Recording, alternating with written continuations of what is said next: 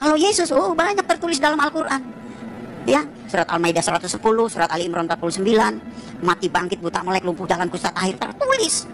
Kalau Muhammad, satu ayat aja nggak ada. Ada. Makanya saya kalau ngomong sama Ustadz, Pak Ustadz, saya siap masuk Islam.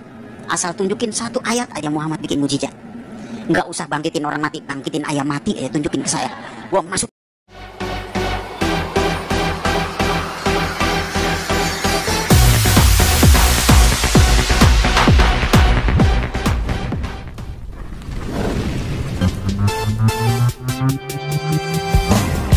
Kalau Yesus, oh banyak tertulis dalam Al-Quran.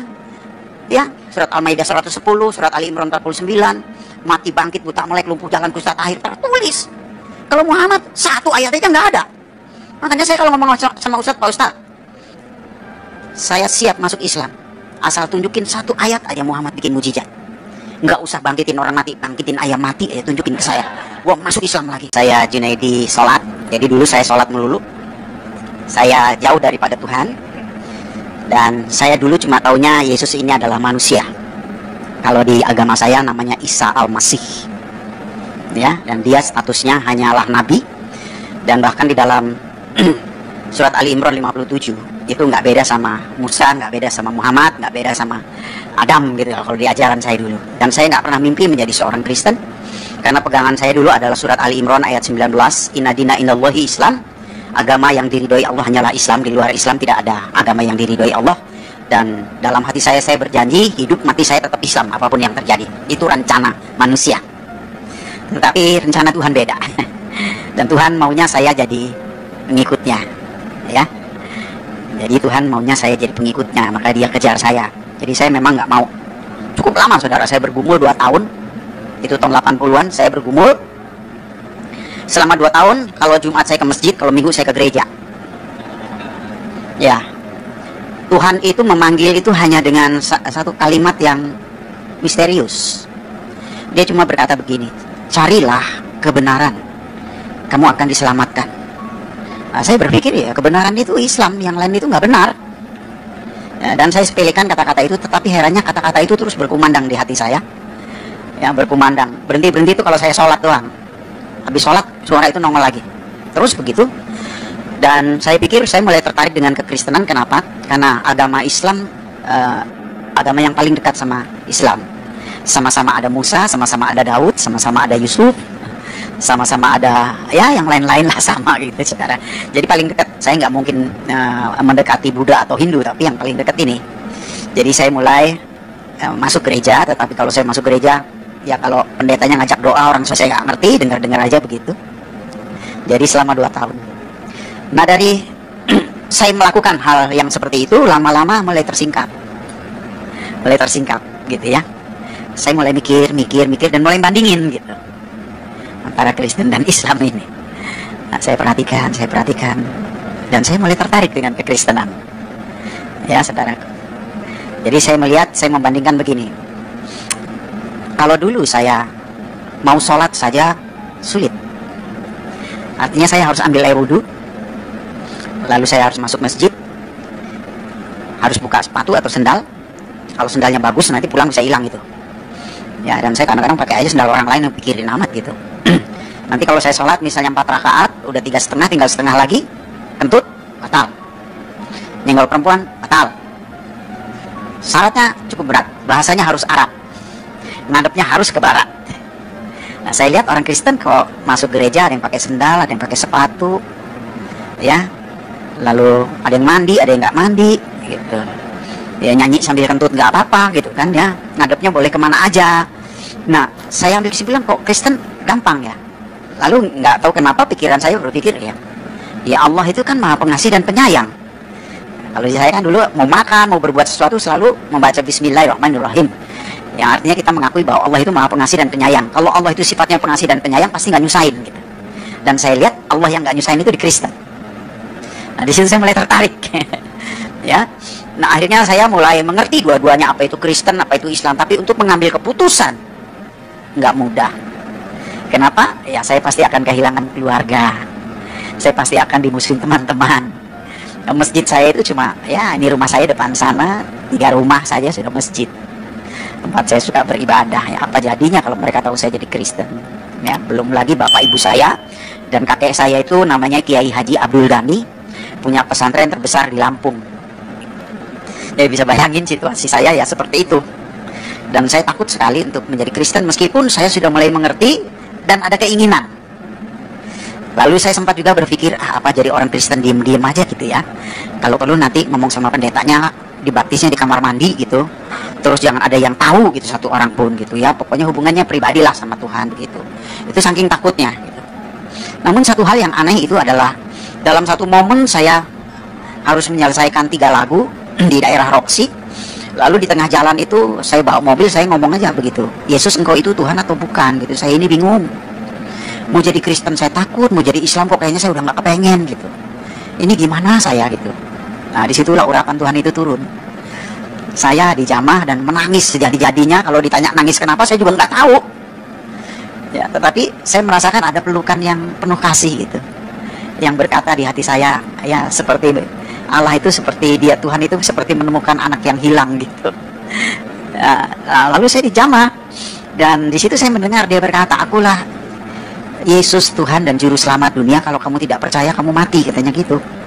Jadi karena saya takut mati, ya saya terima. Karena saya pikir kalau saya tolak, nyawa saya dibetot gitu. Jadi saya terima, ya Yesus tolong saya percaya gitu. Nah, habis saya ngomong begitu tuh seperti ada beban yang lepas gitu. Ya rasanya lega banget. Dan yang paling ajaib adalah sejak saat itu saya nggak takut kehilangan apapun. Nggak takut kehilangan orang tua, nggak takut kehilangan teman-teman, nggak takut bersaksi, sampai juga nggak takut mati. Makanya saya jadi Kristen tuh nekat banget memang benar. Ya, saya nginjil di mikrolet, saya ketemu haji itu, rasanya pengen ngomong terus gitu, masih apa aja. Nah, tetapi memang saya percaya kalau bapak saya, keluarga saya tahu saya jadi Kristen, pasti saya dihakimi, nggak mungkin nggak. Nah, di situ saya persiapkan diri saya, lalu saya kembali lagi belajar Al-Quran, hadis, saya pelajari, lalu puji Tuhan, Tuhan itu memberi waktu yang sangat baik. Ya, salah satu guru saya adalah yang saya sangat cintai, itu Hamran Amri. Jadi kebetulan waktu itu rumahnya dekat rumah saya. Ya udah di situ kalau ada apa-apa tanya ya, akhirnya saya jadi pintar. Ya. Dan betul saja satu kali orang keluarga saya dengar saya jadi Kristen, lalu saya dipanggil dan saya dihakimi. Saya disidang gitu. Jadi ditanya, "Kenapa kamu jadi Kristen? Kamu itu bikin malu orang tua. Bapakmu ini dari kecil sampai tua segini nggak ada satupun keluarga yang Kristen kecuali kamu. Kamu itu udah gendeng, gila apa-apa gitu." Ya saya jawab, saya jadi Kristen karena Muhammad yang nyuruh gitu. Ya karena saya udah belajar, saya tahu jawabnya mesti begitu, baru nanti dia kan pasti cari tahu. Ya, saya bilang, kalau saya bilang saya jadi Kristen karena Yesus, bingung nanti dia, itu kan pengalaman pribadi. Tapi kalau karena Muhammad yang nyuruh, nah dia penasaran, ya suruh buktiin gitu. Kalau saya buktiin, saya bilang kita ini kalau sholat selalu baca ayat Al-Fatihah. Kalau 4 rakaat berarti 4 kali, kalau 2 rakaat ya 2 kali, kalau 3 rakaat ya 3 kali baca Al-Fatihah. Di baris keempat dan kelima dikatakan begini, iya karena berdua, iya karena stain, ihdinas siratal mustaqim. Kepadamu kami menyembah, kepadamu kami meminta pertolongan. Tunjukkanlah kami jalan yang lurus. Jadi minta petunjuk jalan yang lurus. Saya bilang saya dari kecil sampai seumur ini, kalau sholat selalu minta petunjuk jalan yang lurus. Padahal jalan yang lurus itu ada di dalam Al-Quran gitu. Di ayat mana katanya gitu. Lihat, kiai aja nggak ngerti saudara. Ya, saya bilang di surat Az-Zukhruf ayat 61. Ayat apa bunyinya? Wa innahu la ilmu lisaati wa la tamtaruna biha wattabi'un yatsa siratal mustaqim. Sesungguhnya Isa Al-Masih benar-benar memberitahukan hari kiamat. Janganlah kamu ragu-ragu tentang hal itu, ikutlah kepadanya karena dialah jalan yang lurus. Jadi ya, jalan yang lurus itu Isa Al-Masih, saya bilang, bukan Muhammad. Saya bilang, kalau ada satu ayat aja Muhammad berkata, akulah jalan yang lurus, saya nggak mungkin ikut Isa Al-Masih, saya bilang. Gitu. Nah, di situ debat lagi. Kamu perhatiin ayat ini, katanya di sini, nya ini huruf besar bukan huruf kecil, ikutlah kepadanya. Nya di sini yang dimaksud Allah. Kamu boleh percaya Isa Al-Masih, tapi jangan jadikan dia Allah, karena Allah sama Isa Al-Masih beda, katanya begitu. Nah, saya kasih tahu lagi dalam surat Luqman, ya, surat yang ke-34 ayat 4 dikatakan, yang tahu hari kiamat adalah Allah. Jadi surat Luqman berkata yang tahu hari kiamat Allah. Surat Az-Zukhruf yang tahu hari kiamat Isa Al-Masih. Kalau gitu Isa Al-Masih dan Allah itu sama-sama tahu gitu. Kan nggak ada satupun yang tahu hari kiamat itu kapan kecuali Allah dan kecuali Isa Al-Masih. Lalu terjadilah debat dan akhirnya bapak saya nyerah dan saya diusir. Tadinya saya mau dibunuh juga itu, tapi saya diusir dan tidak diakuin sebagai anak. Ya, itu yang terjadi. Dan akhirnya dia kasih tahu sama semua keluarga, nggak boleh ada yang terima saya. Tapi saya bersyukur kesaksian itu cukup lama dan banyak yang mendengar. Dan 7 tahun kemudian bapak saya tiba-tiba ketemu saya. Dia datang ke rumah sore hari. Saya terkejut, waktu itu saya dari luar. Nah saya bilang, bapak kapan datang? Dari tadi pagi katanya. Ada apa pak? Saya mau cium tangannya, biasa kan kalau kita cium tangan gitu. Dia pepis, nggak usah katanya gitu. Terus saya bilang, ada apa pak kesini? Mau ngomong katanya. Ngomong apa? Ngomongin agama katanya. Lo kan dulu udah, aku tambah bingung katanya gitu. Ya saya bilang, ya jangan bingung-bingung pak. Saya bilang Yesus itu juru selamat, Isa Al-Masih itu juru selamat. Nabi banyak pak, tapi juru selamat cuma satu. Kalau nggak punya juru selamat gimana? Wah dia bongkar-bongkar lagi ayat dan kita akhirnya dialog. Sampai akhirnya dia bilang, gimana caranya jadi Kristen? Saya bilang ya gampang lah pak jadi Kristen mah. Gimana panggil pendeta? Gak usah, saya aja gitu. Ya bapak ikutin doa saya, ikutin doa. Terus saya bilang, maaf ya pak, aku boleh tumpang tangan di kepala? Ya boleh, silakan aja gitu ya. Tangan saya doakan dan dia terima Yesus saat itu dan dia menjadi Kristen. Dan saya bersyukur sejak saat itu keluarga saya satu persatu mulai menjadi orang percaya ya. Dan saya bersyukur juga teman-teman saya banyak yang jadi orang percaya, termasuk Mus Mujiono itu ya. Itu Helen Sparingga itu nginjilin dia nggak dianggap gitu. Tapi waktu rekaman sama saya injilin dia penasaran, akhirnya jadi Kristen juga. Ya, nah kita hari ini kita akan membahas satu tema, Yesus itu Tuhan atau manusia ya. Nah di dalam Amsal 19 ayat 2 dikatakan begini, tanpa pengetahuan kerajinan tidak baik, orang yang tergesa-gesa bisa salah langkah ya. Jadi sebagai orang Kristen harus punya pengetahuan ya. Pengetahuan itu penting, merupakan dasar ya. Nggak cukup hanya diurapi lalu ya terima Yesus percaya, harus punya pengetahuan. Karena pengalaman saya ketika saya menjadi orang Kristen, saya sangat sayang banget sama orang Islam. Jadi hati saya itu tertuju sama orang Islam terus gitu. Dan saya punya cita-cita pengen punya satu gereja yang semua jemaatnya dari Islam. Itu cita-cita saya dulu, terus saya doakan itu. Dan saya bersyukur sekarang fokus dipercayakan kepada saya. Fokus itu adalah forum komunikasi umat silaturahmi, dan semua jemaatnya 80% dari Islam.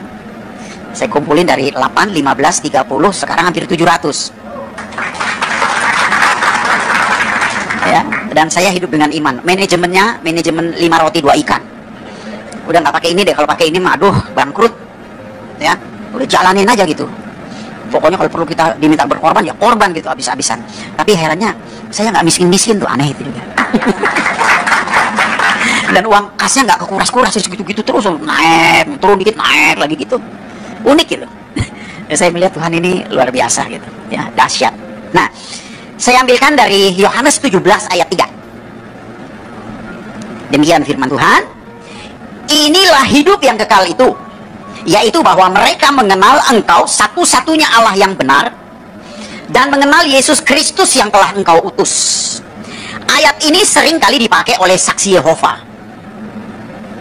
Karena orang saksi Yehova itu percaya kepada Allah, tapi Yesus hanya utusan, nggak disembah sebagai Tuhan. Mirip kayak Islam, dan Islam itu sangat dipengaruhi dengan saksi Yehova. Karena pada waktu Muhammad itu menikah dengan Siti Khadijah, istri yang pertama itu agamanya Kristen. Tapi saya curiga Siti Khadijah ini Kristen saksi Yehova kayaknya. Ya, memberi pengaruh yang kuat sama Muhammad ini. Muhammad juga begitu, percaya Allah dan Muhammad itu utusan gitu. Jadi dia buat sebuah agama yang seperti itu.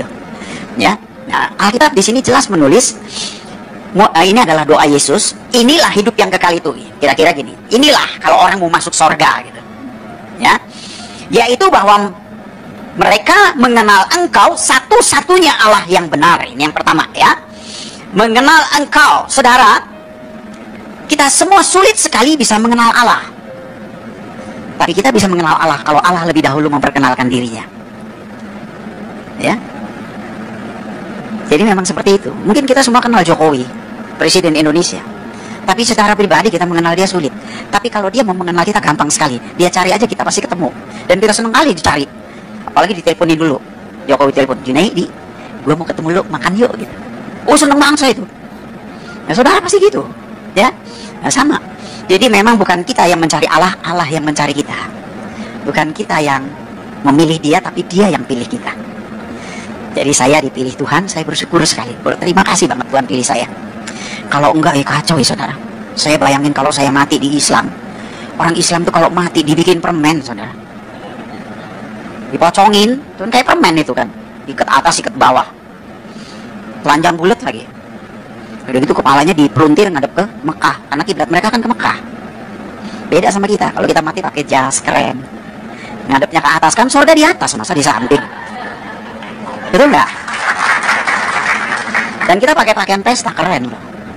Kalau dia kan pocongin telanjang bulat gitu gimana? Apa bisa ketemu Tuhan dengan telanjang? Kita ketemu Jokowi pakai kolor aja nggak diterima. Ya kan? Itu satu gambaran. Kenapa kita kalau meninggal itu dipersediakan sedemikian rupa? Ya, di peti mati, ngadepnya ke atas. Wow, luar biasa. Jadi saya pikir-pikir untung saya nggak, ya, saya dipilih oleh Tuhan. Kalau nggak dipilih, waduh, mau kemana ya saudara? Sulit loh saudara, nggak gampang loh orang percaya Yesus itu. Saya kalau boleh sombong sedikit, nggak pernah saya ngobrol sama orang Islam, entah itu kiai, entah itu ustadz, bisa menang sama saya. Saya berani taruhan, lu kalau menang gua nggak sembah Tuhan lagi, lu yang gua sembah. Nggak ada yang bisa menang saudara. Biar kalah belum tentu jadi Kristen. Betapa beruntungnya kalau saudara jadi Kristen. Makanya orang Kristen itu jangan cuma percaya Yesus, harus bangga punya Yesus. Saya bangga banget jadi orang Kristen, dipilih Tuhan. Wow. Ya, kalau saya boleh memilih, saya nggak pengen jadi Kristen. Jangankan masuk gereja, nginjek tanah gereja aja haram. Apalagi masuk gereja. Tapi Tuhan pilih saya. Dia panggil saya. Saya dijadikan orang percaya. Saya diajar, saya dituntun. Saya bersyukur. Memang berat saudara ikut Tuhan. Tahun pertama sampai tahun ke-8 saya bangkrut saudara, nggak punya apa-apa. Ditinggalkan keluarga, dimusuhin teman-teman, bokek, mobil tinggal satu hilang. Hilangnya di gereja lagi. Betul-betul. Saya kadang-kadang waktu itu kalau masuk gereja, aduh, orang gereja enak-enak banget nyanyinya. Kiri kananku ada Tuhan, sekelilingku ada Tuhan. Kalau saya lebih cocok nyanyinya, kiri kananku ada hutang, sekelilingku ada hutang. Karena saya makan aja harus hutang. Pimpit utang-utang di warung. Sulitnya luar biasa. Tapi saya bersyukur 8 tahun cukup ujian. Sekarang saya sudah melayani Tuhan 34 tahun. Dan Tuhan sangat berkati hidup saya. Ya. Kondisi saya dalam keadaan miskin, didatengin keluarga. Mereka ngelewein semua. Lu si murtad, lu si jadi orang kafir, makanya lu dikutuk sama Allah. Sekarang kelihatan kan lu miskin melarat, entar lu masuk neraka. Bukan cuma neraka, keraknya neraka. Tapi saya tetap bertahan. Kenapa saudaraku? Ada sesuatu yang luar biasa ikut Yesus. Biarpun saya susah,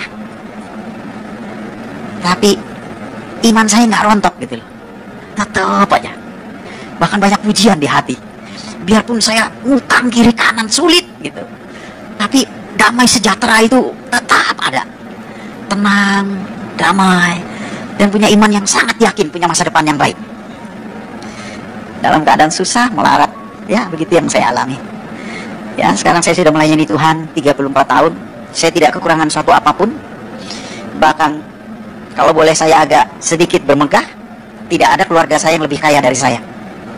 Dalam materi, dalam banyak hal. Luar biasa ya. Karena bagi Tuhan itu nggak ada yang mustahil. Asal kita setia saja, sungguh-sungguh pasti Tuhan buka jalan.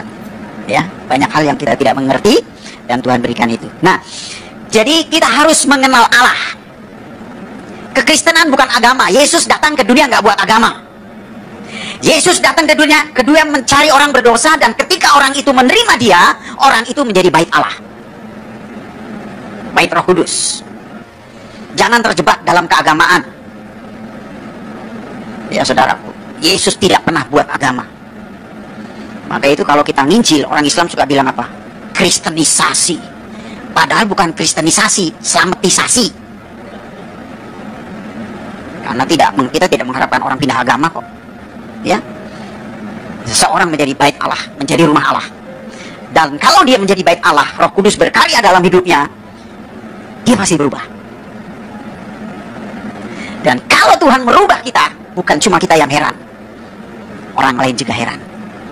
Makanya saya kalau ketemu Rano Karno, Herman Felani, teman-teman dulu, waktu saya main film, mereka suka tanya, Jun, gua heran, lu kok bisa jadi pendeta tuh gimana ceritanya? Saya jawab, jangankan lu heran, gua aja heran.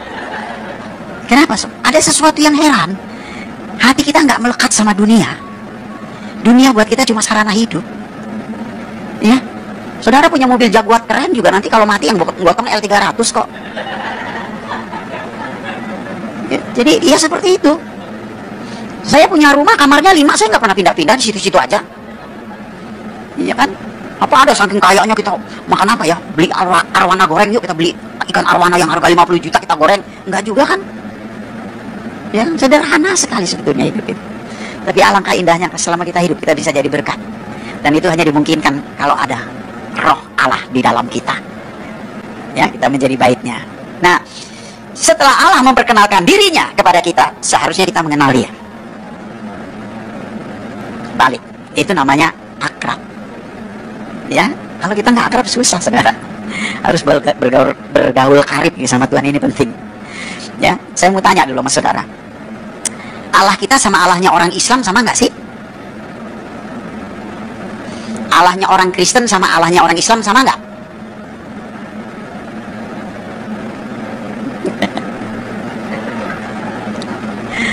Kalau begitu masih banyak yang nggak kenal Allahnya nih. Saya kalau di gereja Pak Niko aja yang sekali hadir saya khotbah 2000 orang, saya tanya dengan pertanyaan yang sama, kayak saudara juga jawabnya. Ada yang bilang sama, ada yang bilang enggak, yang paling banyak melotot. Paling banyak gitu. Kira-kira nggak tahu itu jawabnya apa. Nah, kita harus kenali Allah kita. Ya saudaraku. Sekarang saya tanya dulu, Allahnya orang Kristen itu apa? Hah?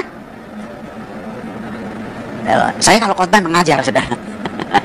Supaya orang Kristen kuat, mantap, bangga sama Yesus. Allahnya orang Kristen itu apa?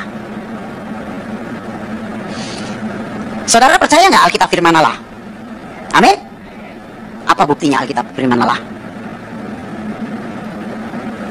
Apa buktinya? Karena Alkitab itu terdiri dari 6.000 nubuatan. Nubuatan itu artinya perkataan Allah yang iya dan amin. Semua pasti digenapi, nggak mungkin nggak. Karena Allah kalau bicara, itulah yang terjadi. Dia berbicara, kamu akan dibenci banyak orang karena namaku tanpa alasan. Musuh seseorang adalah orang seisi rumahnya. Itu terjadi dalam hidup saya. Karena Allah sudah ngomong begitu duluan. Itu risiko. Ya saudara. Jadi yang benar itu adalah firman Allah. Otak kita ini udah banyak yang nggak benar. Kenapa? Udah terkontaminasi dengan mikirin duit, rumah kontrakan, ya saudaraku, ya usaha. Jadi kadang-kadang Alkitab nggak jadi standar, saudara. Orang Kristen, Alkitab harus jadi standar. Karena yang benar itu adalah firman Allah. Yesus sendiri berkata, Bapa, firman-Mu adalah kebenaran. Jadi yang benar itu firman Allah. Kita ini udah banyak yang nggak benar, saudara. Nah, karena itu sebagai orang Kristen, kalau kita ditanya, harus kembali kepada Alkitab. Itu pasti benar. Nah, apa kata Alkitab? Apa Allah itu? Yohanes 1 ayat 1. Pada mulanya adalah firman. Firman itu bersama-sama dengan Allah, dan firman itu adalah, kalau gitu Allah itu apa? Firman. Kan gampang kan? Ditanya jawabnya ini pasti benar. Yohanes 4 ayat 24. Silakan dibuka. Allah itu roh. Jadi konsep keilahian atau kealahan orang Kristen, Allah itu adalah firman, Allah itu roh. Jangan salah, saudara. Kenapa banyak orang Kristen seringkali bilang sama? Karena dia terkecoh dengan katanya, tulisannya A-L-L-A-H. Orang Arab juga tulisannya begitu, A-L-L-A-H. Cuma dia membacanya, ngejanya beda sama kita. Kalau kita cukup Allah gitu, Kayak bercanda sama temannya, Allah lo gitu aja tersinggung gitu ya. Kayak begitu ringan gitu. Bacanya itu ringan. Tapi kalau mereka itu terpengaruh dengan bahasa Arab, jadi nggak ringan. Allah. Nah gitu. Kayak orang Batak aja, orang Batak itu nggak bisa ngomong tebet. Kenapa? Karena terpengaruh dengan bahasa Bataknya. Sebenarnya yang mereka maksud itu, cuma konsepnya yang beda. Nah, itu yang kita mesti tahu. Konsep keilahian, kealahan orang Kristen, Allah itu adalah firman, Allah itu adalah roh. Konsep orang Islam, Allah itu zat. Nah, saudara mesti tahu ya. Kalau gitu beda nggak? Beda. Kita firman dan roh, dia zat. Nah, sekarang kalau zat apa? Zat kan ada 3, padat, cair, sama gas, LPG. Tinggal masalahnya zat yang mana. Nah, jadi kalau saudara mau masuk neraka, masuk Islam aja. Bener. Tujuan saya nyampe ini supaya saudara ngerti perbedaannya gitu loh. Kenapa saudara? Saya sedih kadang-kadang. Emilia Contessa dari Islam masuk Kristen balik lagi ke Islam. Kenapa? Goblok, nggak mau belajar. Saya begitu dapat kesempatan, saya belajar. Maka saya punya tekad. Mau mati, mau melarat, mau susah, mau dimusuhin banyak orang, Yesus tetap Tuhanku. Karena saya tahu kebenaran udah. Oh, ini hitamnya, ini putihnya. Oh, udah tahu. Ya udah, gini aja lah. Mau dimusuhin orang sekampung sedunia, tetap Yesus Tuhan. Kenapa? Dari belajar kita ngerti. Oh, kalau nggak belajar ya begitu. Baru dilirik Jenderal Bintang 3 pindah. Padahal Yesus itu bintangnya 1 juta loh. Itu kan kenapa? Ya itu karena goblok. Uci Bing selamat dari Islam masuk Kristen balik lagi ke Islam. Itu pasti goblok. Kalau pinter, nggak mau. Nah, untuk pinter kan kita perlu belajar. Saya kalau ketemu, Pak, Islam itu artinya apa? Oh, Islam itu singkatan, Pak. Isya, subuh, lohor, asar, maghrib. Ya gitu. Sembarangan aja gitu. Pak, kalau singkatan bukan Islam, Pak. Izam. Karena tidak ada lohor, yang ada zuhur. Bapak tahu nggak artinya izam? Nggak tahu. Izam itu artinya kejahatan umum. Kalau Islam itu artinya tunduk kepada Allah. Bapak udah tunduk belum? Maksudnya pernah ninggalin sholat nggak? Ya pernah. Tahu hukumnya? Nggak tahu. 1 kali meninggalkan sholat hukumannya 10.000 tahun masuk neraka. Makanya Saifuddin kan bilang di YouTube, saya mah nggak sanggup jadi Islam. Kenapa? Iya, 1 kali ninggalin sholat 10.000 tahun di neraka. Mana kuat gua? Ada di sini yang nggak ninggalin sholat, diem aja semua. Karena semua pasti udah ninggalin sholat. Nggak ada yang mungkin 1 hari 5 kali itu, pasti ada yang lalai. Ya saudaraku, nah itu contohnya. Jadi Islam itu artinya tunduk kepada Allah. Dan sebetulnya orang yang tunduk itu Kristen. Kenapa saudaraku? Karena Allah kan membuat keputusan supaya orang masuk surga harus lewat juru selamat. Dikasih juru selamat. Kan gampang banget sebenarnya ya. Ya kan? Tapi dia nggak tunduk. Yesus datang ke dunia itu kan keputusan dari Allah. Dia datang ke dunia itu kan keputusan dia. Cara dia bukan cara kita. Ya kan? Jadi kita ini sudah tunduk kepada Allah. Dan memang tanpa Yesus kita nggak akan bisa tunduk. Makanya doktrin kita Bapa, Anak, Roh Kudus. Roh Kudus itu menolong, menghibur, membimbing, memberi taufik hidayah. Kalau mereka nggak bisa masuk surga, mereka bilang masuk surga itu harus lewat jembatan Siratul Mustaqim, yaitu sebuah jembatan yang terbuat dari rambut dibelah 7, nggak dibelah aja kepleset. Oh, dibelah. Orang Kristen, jangankan dibelah 7, dibelah 1000 tetap bisa ke surga. Kenapa? Karena ada Roh Kudus yang menolong. Tanpa Roh Kudus nggak bisa, saudara. Sulit. Ya, siapa di sini yang udah lahir baru nggak pernah jatuh? Pernah, semua jatuh. Dari perkataan, dari pikiran, dari jengkel segala macem, ngomongin orang, jatuh. Tapi kita ada Roh Kudus, biar jatuh nggak akan tergeletak, dituntun lagi, diingetin lagi. Itu hebatnya Roh Kudus. Ya, dia yang akan terus menolong kita sampai kita tiba di tempat Bapa di surga. Nah, Allah kita itu adalah firman, Allah kita itu adalah roh. Ya saudara, ini kita mesti ngerti. Kenali dia secara baik dan benar. Dan Allah kita itu sangat berotoritas untuk memilih. Dari mulanya ketika dia ingin menyatakan kasihnya, dia pilih sebuah bangsa namanya Israel. Betul nggak? Saudara percaya umat Israel pilihan Allah? Apa buktinya? Apa buktinya? Hah?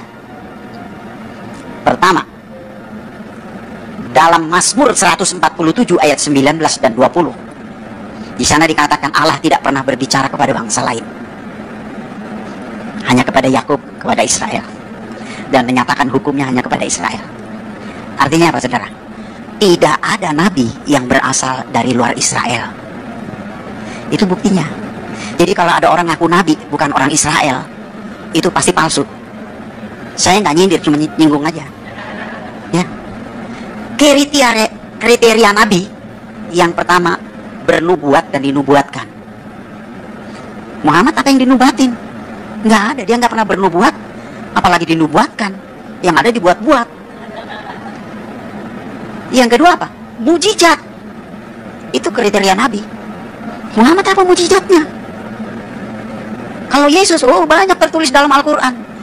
Ya, surat Al-Maidah 110, surat Ali Imran 49, mati bangkit, buta melek, lumpuh jalan, kusta akhir, tertulis. Kalau Muhammad, satu ayat aja nggak ada.